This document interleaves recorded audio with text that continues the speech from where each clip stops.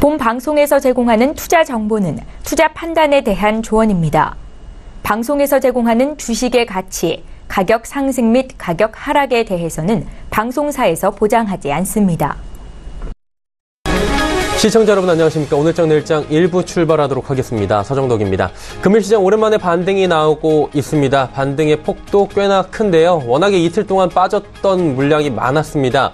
코스피 코스닥 할 것 없이 월요일 화요일 이틀 동안에 빠진 낙폭만 해도 엄청났습니다. 워낙 깊었기 때문에 오늘의 반등이 굉장히 반갑습니다. 조금 더 올라줬으면 하는 바람도 분명히 있습니다. 일단은 올라오는 종목들 낙폭과대 인식에 따른 저점 매수까지 지금 이어지고 있는 상황이고요. 오랜만에 수급까지 몰리면서 오후 들어 상승폭이 조금 더 커졌습니다. 전업종이 상승한다라고 해도 무방할 정도로 지금 빨간불 켜고 있는 종목들이 월등히 많은 상황입니다. 코스피 운송장비 업종 정도만 지금 힘든 상황으로 보여집니다. 다만 이 상황에서 지금의 반등이 지속적으로 올라갈 수 있는 다시금 이런 모멘텀이 되고 있는 것인지 아니면 그저 기술적 반등에 지나치지 않을 것인지 이 부분을 조금 경계심 강하게 봐야 될 것 같은데요. 오늘장 내일장에서 이 부분에 대해서 일부에서 본격적으로 이야기 나눠보도록 하겠습니다. 이 시각 헤드라인 뉴스부터 전해드리도록 하겠습니다. 미국 상무부가 한국에서 수입하는 일부 기계부품과 섬유 품목의 덤핑 판정을 확정했습니다. 미국 상무부는 한국에서 수입하는 이 원추 롤러 베이링에 대한 조사 결과 공정한 가격보다 8.2에서 52.4% 싸게 판매됐다는 결론을 내렸다고 밝혔습니다. 한국과 타이완에서 수입되는 저융점 폴리에스테르 단섬유에 대해서도 지난 1월 예비 판정에 이어 덤핑 판정을 확정했습니다. 국내 최대 가상화폐 거래업소인 빗썸에서 350억 원 규모의 가상화폐 해킹 도난 사고가 일어났습니다. 빗썸은 오늘 긴급 공지를 통해 약 350억 상당의 일부 가상화폐가 탈취당한 사실이 확인됐다고 밝혔습니다. 이어 유실된 가상화폐는 전부 회사 소유분으로 충당할 예정으로 회원의 자산 전량은 안전하게 보관하고 있다고 덧붙였습니다. 하지만 반복되는 가상화폐 거래업소의 해킹 사건으로 투자자들은 불안감을 감추지 못하고 있는 상황입니다. 홍종학 중소벤처기업부 장관은 남북경제협력이 이뤄지면 북한에서도 중소기업 창업 지원을 추진하겠다고 말했습니다. 다만 남북경제협력 사업은 북한의 비핵화 등이 조건이 이루어지고 나서 본격 추진될 것이라고 전제하며 경제협력에 중소기업이 적극 참여할 수 있도록 하겠다고 강조했습니다. 월성 1호기 조기 폐쇄 결정에 사실상 정부의 요청이 있었던 것으로 드러났습니다. 산업통상자원부는 지난 2월 한국수력원자력에 공문을 보내 월성 1호기를 계속 가동하는 게 타당한지 검토해 상반기 안에 폐쇄 시기를 결정하라고 지시한 것으로 확인됐습니다. 이에 산업부는 조기 폐쇄를 요청한 것이 아니고 8차 전력수급 기본계획에 따른 조치를 논의했을 뿐이라고 해명했지만 이미 공문을 발송한 적이 없다고 밝힌 만큼 거짓 해명 논란이 일고 있는 상황입니다. 자, 이어서 국내 증시 흐름 바로 살펴보도록 하겠습니다. 코스피부터 만나보도록 하죠. 자, 코스피 지수 지금 1%의 상승 흐름 가져갑니다. 여전히 24% 정도의 상승 흐름 가져가고 있는 상황이고요. 2365포인트대에서 거래가 되고 있습니다. 일중 흐름도 체크해 보도록 하죠. 네, 일중 흐름 보시면 지금 오후장 들어서 조금 더 힘을 내주고 있는 상황입니다. 장 초반에 잠깐 흔들거리는 모습도 보여졌는데요. 지금 오후장 들어서는 안정적으로 1%의 상승 흐름 유지해가고 있습니다. 수급 조치 만나보도록 하죠. 외국인이 오랜만에 사줍니다. 1121억 원 외국인이 대량 매수에 나서주고 있고요. 개인은 이틀 동안에 좀 열심히 샀습니다. 샀던 물량들은 개인들은 단기 저점이라고 또 단기 고점이라고 판단하고 파는 물량들이 좀 많이 나오고 있고요. 기관은 소폭 매도에 지금 나서고 있는 상황입니다. 시가총액 상위 종목들 살펴보도록 하죠. 삼성전자부터 포스코까지 전 종목 상승합니다. 특히나 SK하이닉스, 셀트리온의 상승폭이 굉장히 큽니다. 전일 셀트리온 같은 경우 급락 나왔었는데 오늘 30만 원 부근에서 다시 움직이고 있고요. SK하이닉스도 4%가 넘게 올라갑니다. 다음 살펴보도록 하죠. 현대차만 빠집니다. 지금 현대차 낙폭이 1% 정도로 크진 않지만 13만 원대 위태위태한 모습이고요. 다들 상승하는데 혼자 좀 약간 소외되는 느낌을 지울 수가 없는 상황입니다. 삼성바이오로직스 이번에 감리 결과가 나오기 전이지만 일단은 결과 자체가 삼성바이오로직스 자체에는 좀 긍정적으로 나올 것으로 예상이 된다라는 이야기가 간밤에 나왔는데요. 그러다 보니까 9%의 급등이 지금 나오고 있는 상황입니다. LG생활건강도 5%의 급등이 나오고 있는 상황입니다. 다음 살펴보도록 하죠. 네이버, 삼성물산 올라가고 있고요. 한국전력부터 현대모비스까지 모두 빠집니다. 자, 이번엔 코스닥 시장 넘어가 보도록 하죠. 코스닥은 834포인트대 회복했습니다. 2%가 넘게 상승하면서 이틀 연속 3% 가까운 낙폭을 보였던 코스닥 지수가 오랜만에 반등이 나와주고 있고요. 반등폭도 꽤나 큽니다. 다음 살펴보도록 하죠. 일중흐름 보시면 장 초반보다 역시나 치고 올라오는 모습 확인할 수가 있습니다. 장 초반에 조금 흔들거리는 모습도 보였는데 이후에 꾸준하게 상승 흐름 가져가면서 834포인트대까지 올라왔습니다. 수급 주체 만나보도록 하죠. 수급 주체 보시면 외국인 기관 쌍끌이 매수 나오고요. 특히나 외국인의 매수 물량이 1,456억 원 대량 매수가 지금 나와주고 있는 상황입니다. 개인이 그동안 열심히 담았습니다. 그리고 오늘 단기 고점에서 또 처분하는 모습들 보여주고 있습니다. 단기 수익 실현 나서네요. 자, 시총 상위주들 살펴보도록 하죠.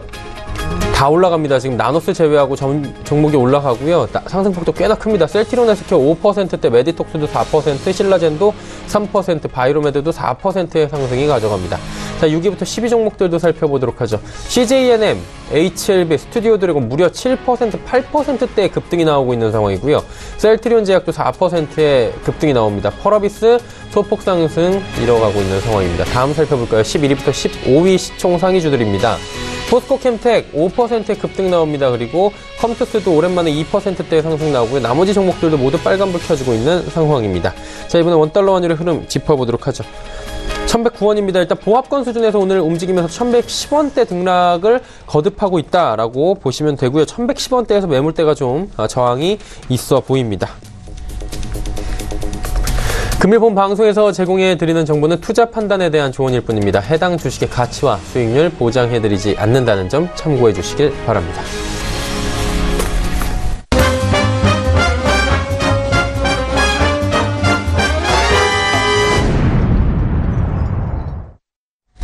오늘 장 이슈 짚어보도록 하겠습니다. KTB투자증권 매크로팀의 최현기 팀장입니다. 팀장님 안녕하세요. 네, 안녕하세요. 예, 우리 시장이 오랜만에 지금 반등에 나서고 있고요. 반등폭도 그래도 제법 큰 상황입니다. 추세적 반등으로 이어지기엔 근데 좀 불안한 요소들이 워낙에 많은데요. 점검 좀 해주시겠습니까? 일단 말씀하신 대로 이제 그간 코스피 지수가 박스권 하단을 깨고 내려왔고, 그간 외국인이 단기간에 1조 원 넘는 순매도세를 진행하다가 이제 오늘은 이제 순매수세로 돌아선 점이 지금의 어떤 지수의 반등을 좀 이끌고 있다라고 보시면 될 것 같은데요. 말씀하신 대로 지금 주변 환경을 보면 이러한 어떤 반등 자체가 물론 반등폭도 상당히 크게 나타나고 있습니다만 기술적인 반등일지 이러한 반등세가 추세적으로 이어질지는 조금 더 지켜봐야 되는 상황이라고 보고 있습니다. 전일 미국 증시는 여전히 미중 무역 분쟁에 대한 우려로 조정을 받았고요. 또 특히나 환율 측면에서도 달러화의 강세가 진행되고 있다라는 부분, 그래서도 원달러 환율이 국내 증시의 반등, 외국인의 순매수로의 전환에도 불구하고 지금 레벨을 낮추지 못하고 있는 그런 어떤 흐름들이 이어지고 있기 때문에 좀 이러한 추세가 계속 좀 이어질지는 좀 지켜봐야 될 것 같습니다. 더 중요한 것은 결국에 이제 미국의 중국산 수입품 관세 부과일이 지금 다음 달 6일로 지금 예정되어 있잖아요. 그래서 지금 월말이라든가 월 초에는 이러한 어떤 불확실성을 계속 좀 가지고 가는 구간이고, 그 이전에 협상 테이블이 다시 마련돼서 접점을 찾을 가능성도 완전히 배제할 수는 없겠습니다만, 지금은 파국으로 치닫을 가능성은 낮다 하더라도 이러한 불확실성이 계속 남아있기 때문에 지금 현재의 어떤 반등 강도라든가 반등 세가 좀 계속적으로 이어질 거라고 보기에는 아직은 조금 이른 시점이 아닌가라고 보고 있습니다. 네. 일단 환율 부분 잠깐 언급을 해 주셨는데, 환율 지금 굉장히 지금 급등을 이어가고 있는 상황입니다. 원달러 환율이 지금 1110원대 부근까지 올라와 있는 상황이고, 좀 급하게 올라준 경향이 있는데, 이 정도에서 변동성이 강해질 것이다라는 얘기가 나온 게 ECB하고 지금 FOMC가 조금 엇박자가 당장은 나오고 있다라는 평가들도 있거든요. 환율 부분 어떻게 보십니까? 일단은 이제 6월 FOMC 회의에서 연준이 시장 예상대로 금리를 인상을 했지만 이제 점도표를 상향하면서, 물론 이제 그 배경으로는 미국 경기의 회복세가 여전히 강하다라는 측면이 있겠습니다만, 어쨌든 점도표를 상향을 했고 미국 국채의 장단기 금리가 다시 올라가는 그런 상황이었기 때문에 미국 자체적으로 봤을 때 달러와의 강세 압력이 존재를 하고 있었던 거고요. 또 그간의 어떤 상대적으로 달러와의 강세 압력을 눌렀던 부분이 유로화의 강세 부분이었는데 이번 22 통화정책 회의에서 테이퍼링 규모는 줄였지만 이제 기간은 어쨌든 3개월 연장이 된 상태고 특히나 금리 인상 부분 통화정책 정상화 과정을 내년 여름까지는 고려하지 않고 있다. 빨라야 내년 하반기에 금리 인상을 고려할 수 있는 부분이기 때문에 이제 계속적으로 이제 통화정책의 차별화 혹은 이제 금리의 스프레드가 더 벌어질 가능성이 높아지는 상황이기 때문에 또 올해 유로존 경제 성장률 전망치도 기존 2.4에서 2.1% 그걸 낮췄고요. 1분기 GDP 성장률이 워낙 안 좋게 나왔기 때문에 그래서 그런 부분들을 좀 감안을 하면 좀 달러화는 좀 상대적으로 좀 강세 압력을 받을 가능성이 높고 원달러 환율은 글쎄요, 뭐 오늘처럼 외국인의 순매수세가 계속 지속이 된다면 현 시점에서 어느 정도 단기 고점 형성하고 내려올 수는 있겠지만 빠르게 내려오기에는 좀 쉽지 않은 구간이라고 보시면 될 것 같고요. 당분간은 지난 4월달, 5월달에 비해서는 좀 원달러 환율의 박스권 상하단이 좀 다 높아진 그러한 국면에서 좀 등락을 거듭하지 않을까라고 보고 있습니다. 자, 이제 전략이 궁금합니다. 일단은 이 반등이 지속적으로 나와줄 것인지 아니면 조금은 숨고르기가 다시 나올 것인지 이 부분에 맞춰서 전략이 나올 것 같은데요. 어떻게 보십니까?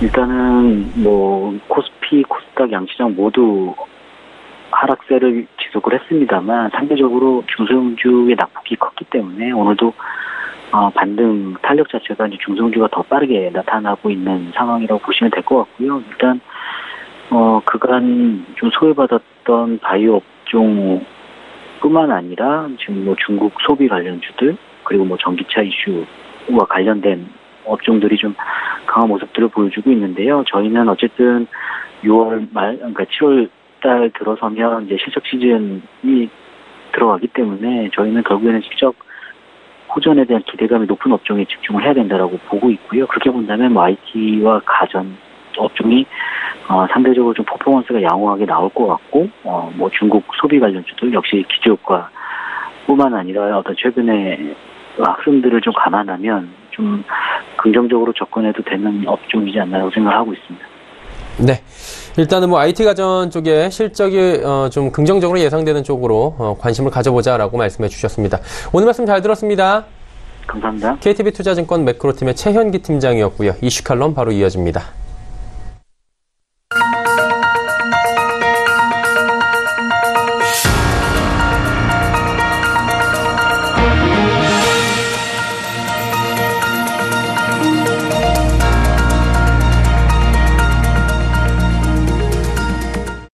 마켓 리더들과 함께하는 시간 이슈 칼럼 시간입니다. 오늘은 SPIM 김형진 대표와 함께하도록 하겠습니다. 대표 안녕하십니까? 네, 안녕하십니까? 예, 오늘 여쭤볼 게 굉장히 많은데 일단 뭐 시장부터 여쭤보도록 하겠습니다. 6월 들어서 시장의 하락이 점차 깊어지고 있고요. 오늘 반등이 나와주긴 했는데 뭐 썩 반갑다라고 하시는 분들이 많지 않은 게 또다시 흔들릴까 봐 좀 무서워하시는 분들도 많을 것 같아요. 특히나 해외 요인들, 글로벌 이슈들이 많이 흔들리는 것 같은데 하나하나 좀 점검해 주시겠습니까? 예, 그렇습니다. 오늘은 그러한 점을 좀 생각을 해봐야 될 것 같습니다. 반등이 나와도 지난번에 2월처럼 급락 이후에 어느 정도 기대감이 나타나는 그런 투자 심리가 아니라 이제 언제 또 다시 내릴까 하는 그런 불안감이 시장에 팽배하게 자리 잡고 있다. 이 점을 좀 살펴봐야 될 것 같습니다. 올해 저점을 낮추는 급락세가 나타났기 때문에 그렇다 이렇게 봐야 될 텐데 6월 하락률을 구해보니까 어제 저점까지 3.5% 이렇게 하락을 보였기 때문에 월간 하락률로 봐도 지금 뭐 중순 정도밖에 안 됐는데 상당히 큰 폭의 하락이 나타나고 있는 것이고 또 단기 고점에서 따져봤을 때는 이게 6월 12일까지 어느 정도 상승을 보인 다음에 그러니까 2479포인트까지 상승을 보이고 하락을 했기 때문에 어제 저점까지 따져보니까 무려 143포인트 또 그렇게 해서 하락률을 구하면은 5.8%나 되기 때문에 이게 단기적으로 과매도권에 진입했고 그래서 뭐 어제나 그제 반등, 장중 반등도 나타나는 그런 모습이 오늘의 모습하고도 약간 좀 이어지는 그런 측면도 있겠지만 너무 하락했기 때문에 지금 하락에 대한 반작용 정도로 생각할 수밖에 없을 만큼의 그런 단기 하락폭이 컸었다. 그리고 이 과매도권까지 진입을 했긴 했는데 기술적으로도 또 상당히 중요한 자리고 만약에 여기서 무너지면 상당히 큰 폭 하락이 나올 수도 있는 그런 상황이기 때문에 투자자들이 상당히 불안해하고 있다 이렇게 봐야 되겠죠. 2월 9일에 저점이 2346포인트고 어제 저점이 2336포인트이기 때문에 그것을 깨고 내려가는 상황에서 나오는 반등이기 때문에 신뢰가 그렇게 크지가 않은 상황이다 이렇게 봐야 될 테고 또 재료들 자체 악재성 모멘텀이 어떻게 흘러가느냐도 또 살펴봐야 될 문제다 이렇게 생각이 됩니다. 이 두 번의 급락대 그러니까 2월하고 이번에 하락을 했을 때 그때 공통적으로 작용이 됐던 모멘텀을 살펴보면 뭐 글로벌 유동성 흐름에 악화되는 것은 공통적으로 당연한 것이고 내부적으로 살펴보면은 이것도 어느 정도 중요하다라고 생각이 되는데 파생상품 만기일에 부담이 됐었던 것이 현실화되고 2월도 마찬가지고 이번에도 마찬가지였고요. 다만 2월 때에는 그 반등 시에 그게 모두 다 해소가 되는 그런 모습이 나타났죠. 보통 파생상품 시장에서 악영향이 나타나면 보통 그 이후에 빠르게 회복이 되는 게 일반적인데 이번 6월에는 그런 만기 이후에 회복이 되는 모습조차도 나타나지가 못했다는 점. 결국 해외 악재 요인도 문제지만 우리 내부적으로 체력이 좀 많이 약해진 상태라는 점도 놓치면 안 될 중요한 점이다 이렇게 생각이 됩니다. 그래서 반등이 나와도 약간 사람들이 투자자분들이 좀 미심쩍은 면이 없어지지 않고 있다 이렇게 봐야 될 것 같고요. 그런데 이제 글로벌 유동성의 압박이 있었다는 점, 이 점을 좀 약간 비교해보면서 살펴볼 필요가 있는데 왜냐하면 이번이 좀 안 좋긴 안 좋아도 어느 정도 해소될 가능성이 좀 시간이 걸리겠지만 이번도 어쨌든 해결이 될 수 있는 그런 문제라는 점을 한번 생각해 볼 필요가 있어 보이는데 2월은 미국 금리 상승의 압박이 주 요인이었다 이 관점에서 놓고 보면은 6월은 달러 강세가 주안점이죠. 그래서 신흥국 통화 약세 또 뭐 위기론까지 나오고 있는데 우리나라 같은 경우에 위기는 사실 말이 좀 안 되는 얘기고 통화 약세 정도로 봐야 되겠죠. 근데 이 통화 약세를 보이는 모습도 사실 시장에서 예상했던 것이 아니고 그것보다도 더 빠르게 이렇게 모습을 보였기 때문에 시장도 약간 놀랐고 이 환율을 보는 사람들도 좀 놀라게 될 수밖에 없는 상황이죠. 그렇게 속도의 문제가 좀 이번에 더 충격을 줬었다 이렇게 볼 수가 있겠고 2월하고 위치하고 이런 해외 모멘텀이 비슷한 상황에서 2월같이 급등이 다시 재현될 것인가 이거에 대한 기대감도 있겠지만 반대로 여기서 밀려버리면요. 한번 종합지수를 주봉으로 보는 분들 다들 지금 쳐다보고 있는 지수인데 이게 무너져버리면 패턴상으로 헤드앤숄더의 오른쪽 어깨가 돼버리죠. 그렇게 된다면 상당히 큰 폭 하락이 추가적으로 나타날 수도 있기 때문에 아주 중요한 지수대에 위치한 상황이고 그래서 지금 약간 불안감도 존재하고 있는 것이고요. 해서 이 주변 환경을 한번 더 점검을 해본다면 이 하락의 주 요인이었었던 이 해외 요인, 이 달러 강세 요인을 놓고 봤을 때 FOMC 회의의 긴축 기조 강화나 22통화정책 회의 결과 때문에 유로가 약세되고 달러 나타났다는 점, 이 점은 시장 참여자들이 모두 다 알 정도로 반영이 일단락된 상황입니다. 해서 유로나 달러 이쪽의 흐름이 안정적으로 약간 돌아선 그런 모습에서 오늘 우리 시장의 환율 쪽도 마찬가지로 좀 안정이 되고 있는 흐름이죠. 결국 이것과 연동해서 생각을 해봐야 될 것 같고요. 미국하고 유로존의 이 경제 펀더멘탈 쪽 차원에서도 이 환율의 배경이 될 텐데 미국의 금리가 지금 안정이 되어 있는 단기적으로요. 좀 안정이 되어 있는 흐름이고 유로존 경제 지표 이번에 좀 부진하게 일시적으로 나오면서 통화 긴축 기조에 좀 어느 정도 영향을 미쳤는데 5월 이후에는 이쪽도 유로존 쪽도 좀 개선이 될 것으로 예상이 되고 그렇기 때문에 이런 불안감이 좀 완화가 되면서 달러 강세 요인도 어느 정도 완화된다. 이렇게 된다라고 한다면 그것이 현실화된다면은 이 두 요인으로 인해서 나타났었던 이런 급락이 또 추가적으로 이어지기보다는 반등의 가능성이 조금 더 커지고 있다. 이렇게 볼 수가 있겠다. 이렇게 말씀을 드리겠습니다. 네.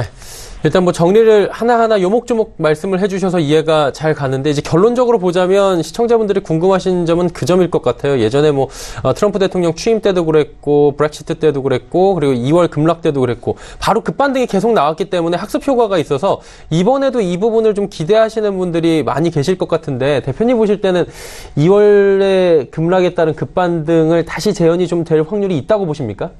저는 그게 나타나더라도 시간상으로 굉장히 짧게 나타나지 않을까. 그러니까 한 다음 주 정도까지의 여유밖에 없다. 그러니까 다음 주 초까지요. 그러니까 지수의 폭까지는 뭐 신의 영역이니까 제가 말씀을 못 드리겠지만 길게 중장기적으로 시장을 긍정적으로 볼 상황은 아니다 이렇게 생각이 됩니다. 반등은 가능하겠지만 안심하기에는 찝찝한 이유들이 있다 이 말씀을 드리는 것인데 글로벌 유동성 흐름이 놓고 보면은 안 좋았던 점이 갑자기 이머징 마켓 시장으로 긍정적으로 반응이 나타날 정도로 펀더멘탈 흐름이 이머징 마켓 쪽에서 반전을 나타날 이유가 없는 것이고 또 무리가 있는 논리죠. 왜냐하면 긴축은 시작이 됐고 이머징 마켓 경제 펀더멘탈이 선진 시장보다 약한 상태는 지속이 되고 있는 것이고 단지 선진 시장이 더 좋아지느냐 이머징 마켓처럼 약간 좀 쭈글대느냐 이것의 차이점이 있기 때문에 이머징 마켓이 상대적으로 더 선호될 이유는 없다 이렇게 보는 것이 맞을 것입니다. 그렇기 때문에 2월같이 탄력적인 상승이 나타나기 힘든 것이 글로벌 유동성 차원의 좀 차별적인 여건이 형성이 되고 있다. 이 점을 좀 봐야 될 것 같고요. 또 이머징 마켓 통화나 우리 한국 원화 흐름에 있어서 지금 다시 뭐 안정으로 가고 있는 것처럼 보이지만 실제로 그 과정상을 놓고 보면은 미국 경제 지표가 좋아서 자산시장 강세 그쪽에서 나타나고 그래서 이머징 마켓 시장하고 선진 시장하고 차별화가 되고 그것이 달러 강세로 이어지고 그러면서 환율 불안 나타나고 신흥국 위기설로 이어졌던 게 1단계라고 놓고 본다면은 좋았기 때문에 미국 경제 지표가 강세를 보이면서 긴축이 강화되면서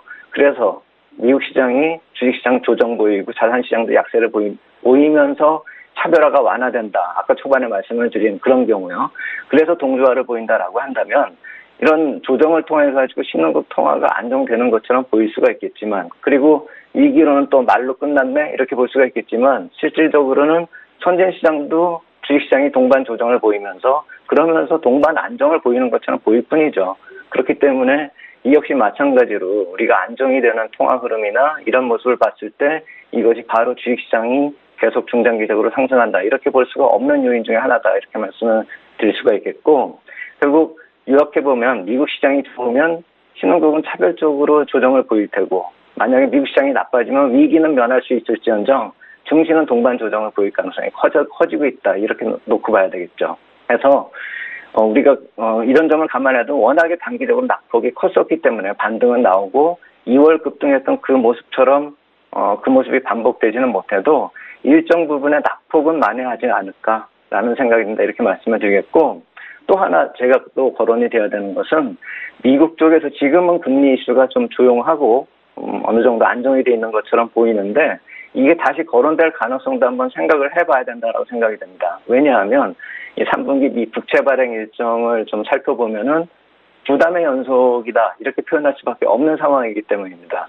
이 7월부터 이제 3분기가 시작이 되는데 이 재무 데이터를 좀 찾아보면은 2분기 발행 일정하고 같은 점하고 다른 점을 찾아볼 수 있습니다. 결국 같은 점은 발행 규모는 비슷합니다. 2조 한 4,260억 달러이기 때문에 비슷한데 다른 점은 이 단기 국채 발행 물량이 2분기에는 840억 달러가 증가를 했는데 3분기에는 오히려 10억 달러가 감소하고 이 감소되는 물량이 모두 다 중장기 쪽으로 몰려가고 있습니다. 2분기에는 중장기 국채 발행이 1910억 달러 증가하는 거에 그쳤지만 3분기에는 2740억 달러로 많이 증가합니다. 이게 뭘 뜻하냐면은 결국 2분기까지는 단기 금리를 이용해서 국채 발행 전략이 나타났었는데 이제는 그것이 중장기물로 옮겨간다는 것이죠. 그래서 2분기까지는 전체적으로 좀 부담이 됐었지만 중장기물이 아니라 단기물 쪽으로 좀 그게 부담이 치우쳐져 있었던 반면에 3분기에는 이게 중장기 금리 쪽을 건드리게 되는 그런 모습이 나타난다는 것이죠. 해서 다시 금리 얘기가 2월 말부터 나타날 수 있는 것이고 중장기 금리가 건드려진다라고 한다면 주식시장 모기지 금리하고 연결되죠. 10년물에서 30년물 채권요. 그렇기 때문에 최근에 놓고 보면은 뉴욕 시장에서도 이제 미국 주택시장 동향에 대해서 코멘트들이 나오기 시작하고 있다는 점, 이 점 놓치면 안 될 것이다 이렇게 말씀을 드리겠고 6월 26일부터 이 3분기 입찰이 시작이 됩니다. 7월 2일에 그 입찰 물량이 확정이 되기 때문에 3분기 물량으로 26일부터 시작이 되는데 이때부터 우리가 좀 중장기 낙찰 금리 이걸 좀 생각해보고 살펴보고 금리의 재상승 여부를 좀 주목할 필요가 있겠다. 그리고 이때부터 미 금리 추이 이슈가 다시 재부각될 가능성도 커지고 있다. 이 점을 좀 놓고 우리가 생각해볼 필요가 있겠다. 이렇게 말씀을 드리겠습니다. 네, 일단은 뭐 지금 당장에 계속해서 급반등이 나오면서 쭉 이어갈 확률보다는 좀 시장을 두드려 보자라는 말씀이신 것 같은데요. 말씀 종합적으로 볼 때 투자 전략 어떤 식으로 가져가는 게 좋을까요? 예, 반등이 나온다면 아까도 말씀을 드렸지만 6월 마지막 주부터는 약간 좀 불안할 수 있기 때문에 금주 후반부터 반등이 좀 지속이 되고 6월 마지막 주 초까지는 한번 우리가 기대를 해보자. 이 정도 생각을 해볼 수가 있겠고, 그 다음에는 해외 발악재 한번 살펴볼 필요가 있겠다 해서 반등 시의 분할 이익 시전을 통한 현금화 한번 생각해보자 이렇게 말씀을 드리겠고요. 또 만약에 어제 뭐 주식을 매도한 경우로 한다면 약간 좀 억울해할 수도 있겠지만 오늘 반등 양상을 보면 종목군이 어느 종목군이 빠르게 반응하는지 이것을 뭐 참고적으로 살펴서 조정 시에 다음 반등을 한번 노리는 그런 참고할 만한 그런 상황이다 이렇게 말씀을 드리겠고, 프리어닝 시즌 이 7월 초에 이제 시작이 될 거 아닙니까? 이번에 삼성전자를 중심으로 해서 이제부터는 불확실성의 재료로 볼 필요도 있다 해서 이 프리어닝 시즌을 너무 좀 기대해 볼 것이 아니라 1분기에 신고가 종목을 중심으로 좀 한정해서 봐야 되겠고, 그리고 마지막으로 이제 종목의 관점에서 놓고 봤을 때요. 이 급락으로 인해서 가격 메리트가 있는 실적 호전주들은 몇 개 있죠. 전혀 없는 것은 아닙니다. 그래서 기존 주도주군으로 있었다가 이번 시장이 무너지면서 같이 조정을 보인 내수 소비 관련해서 연세점이나 건설이나 제약 바이오 쪽 이쪽에서는 이미 너무 많이 넣었기 때문에 낙폭과대 메리트가 생각을 할 수가 있는 그런 가격권이다 이렇게 보실 필요가 있어 보이고, 또 금융지주사 같은 경우는 배당 투자의 매력이 살아나고 있습니다. 이게 워낙에 또 주가가 많이 하락하니까 시가 배당률 4% 선까지 들어서고 있습니다. 이게 4% 시가 배당이 나타나는 그 주가 이하로는 잘 안 빠진다는 점, 요즘 한번 잘 생각해 줄 필요가 있겠다 이렇게 말씀을 드리겠고, 배당 투자는 사실 배당을 받기 위함이 아니라 급락돼 사서 남들이 배당 투자 시작할 때 그때 현금화하는, 오를 때 현금화하는 것이 가장 이상적이다 이 말씀도 드리겠고, 금융지주사 이쪽을 아까 방금 전에 말씀을 드렸듯이 한 5%만 추가 하락을 해도 배당 투자 매력이 부각될 것이다. 한번 이런 점들을 생각해 보면서 시장 접근할 필요가 있겠다 이렇게 말씀을 드리겠습니다. 네, 알겠습니다. 투자 전략들까지 상세하게 짚어주셨습니다. SPM 김형진 대표와 함께했습니다. 대표님 고맙습니다. 네, 감사합니다. 네, 오늘 함께 나눠본 이야기들 다시 한번 정리해 보도록 하죠.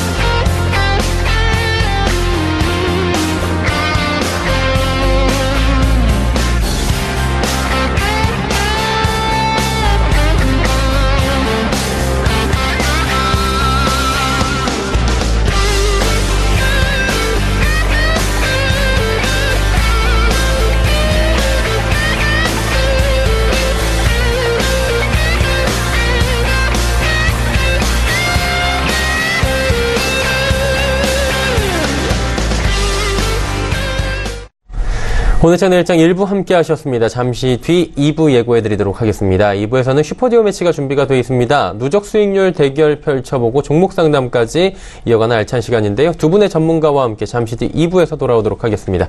고맙습니다.